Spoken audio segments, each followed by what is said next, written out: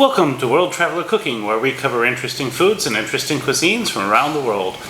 Today, and for the next few days, we'll be making tape hitam. This takes a while, and it may be a little difficult to get the ingredients, depending on where you are, but it shouldn't be too hard.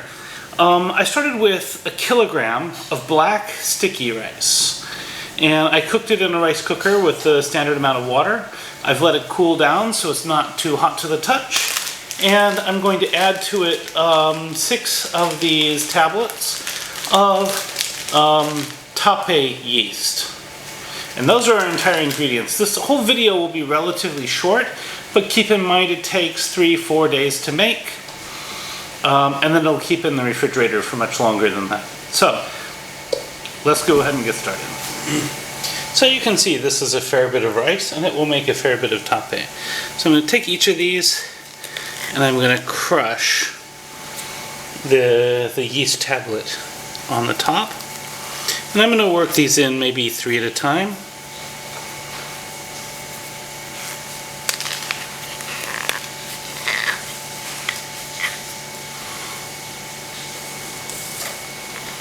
And I'm going to stir it with my hands, kind of get everything kind of worked in a little bit. And since this is sticky rice, it will stick to your hands, which is fine.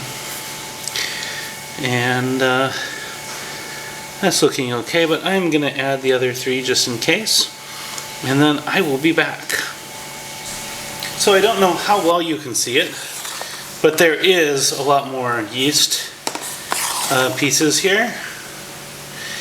And so now I'm going to divide it. I'm going to put it in some relatively sealed containers, and we will set it aside and come back to it tomorrow. So I've put them, I have 2 of the containers like this, and we'll just be back tomorrow and we'll see how this is fermenting. So, after the first day, and I've tried to zoom in on this in a way that you can see it, you're going to see this sort of mold-looking stuff growing on the rice. The reason for this is that rice does not produce its own amylases, and so we actually have to, so one of the components in the yeast is actually a helper fungus that will break down the starches into sugars. So I'll come back again tomorrow and we can see how this progresses. So after the first day, and I've tried to zoom in on this in a way that you can see it, you're going to see this sort of mold-looking stuff growing on the rice. The reason for this is that rice does not produce its own amylases, and so we actually have to, so one of the components in the yeast is actually a helper fungus that will break down the starches into sugars. So I'll come back again tomorrow and we can see how this progresses. So it's now day 2, and you'll notice that by the second day that this sort of moldy look is gone, and that if you pick these up, they are now not sticky at all. And if you taste them, they're actually quite soft, they're breaking down. So this fermentation is now well underway, and this will probably be edible starting tomorrow, or maybe the day. So after 3 days, there should be liquid pooling in the bottom, and I don't see that here, so I probably just didn't use enough water when I cooked it the first time. But it's smelling really good, so I'm going to go ahead and serve myself some and try it. And now for the taste test.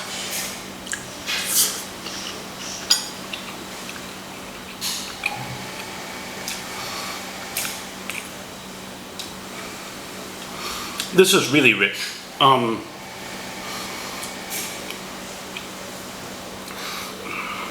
really don't know how to describe it. It's just rich. It's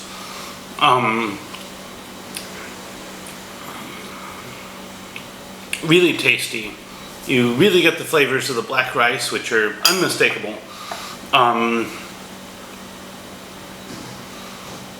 This is really, really nice. In fact,